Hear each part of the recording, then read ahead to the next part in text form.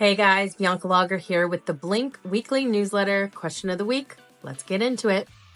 Question is, my boss gave me homework to come up with short, medium, and long-term professional goals. I have no idea what I'm doing with my life, besides definitely not intending to grow at my current job. How do I find some dang goals and satisfy my boss without telegraphing, love that word, that I have one foot out the door? Interesting. Okay. Feel like the scenario is kind of telling.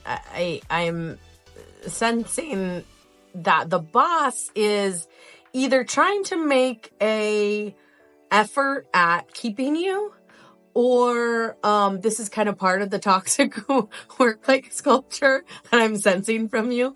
That, these are just kind of like waste your time exercises that are meant to be like your boss read in a textbook somewhere that this is what you should do with your team and for like good team growth or whatever. And you're just like, oh my God, like stop, this isn't sincere or something. But there's definitely some disconnect, obviously, between where your values align and where their values align.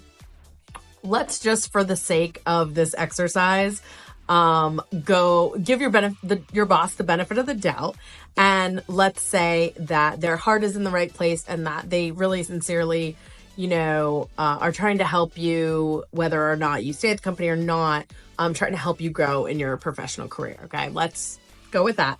But I'll go with the caveat that there's probably a little bit more going on here. That's fine. Now, I can't really tell from your question if short, medium, and long term has been defined really clearly, but if not, if this is the exact prompt that your boss has given you, then take carte blanche to not go too far in the future with what these goals are. I think it's really fair for you to be like, long term is a year for me. Like, that's just the max I can sort of plan out in my life, 18 months, something like that.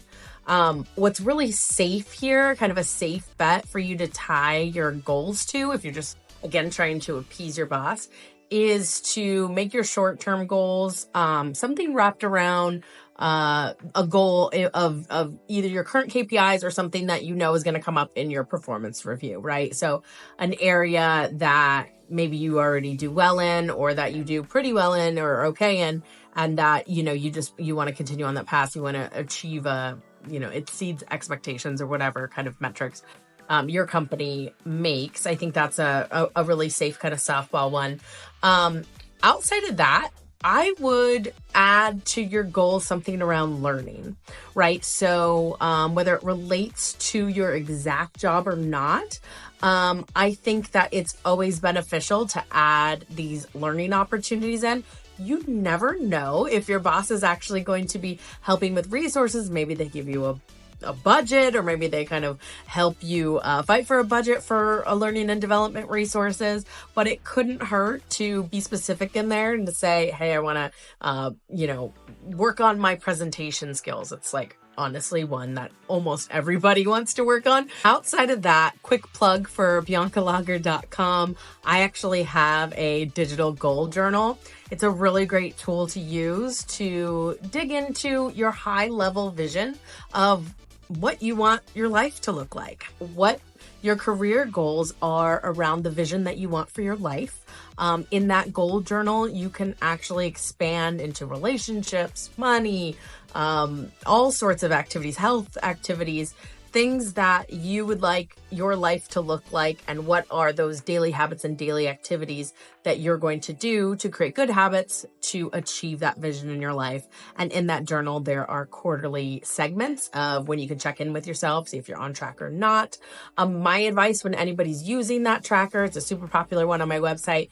My advice always is to say, keep it very simple. Try to do, maybe 1 to tops 2 goals per category. So my advice to you is the same here in these goals. Like, you don't have to, create paragraphs or a novel in terms of your goals. Make it really specific. 1, 2, 3 goals, short term, long term, whatever it is.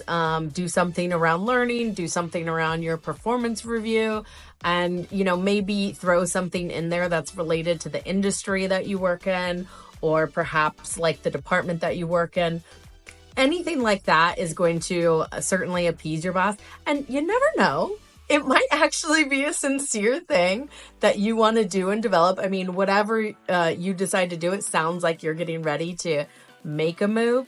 But in the meantime, here you are. You got to collect a paycheck. You have to show up to this job for some reason, right? So make the best of it. Perhaps out of this exercise, which again, we're going to assume is a sincere effort.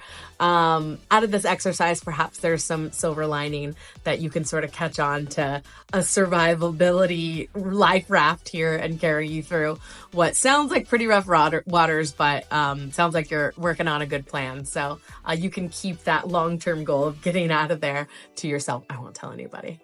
Thanks for joining, everybody. Again, the Blink weekly newsletter, one-on-ones with Bianca Lager, where I answer your tricky career situation. So submit your tricky career situation to me, and you will receive a video answer back. Thanks for joining. See you next week. Bye.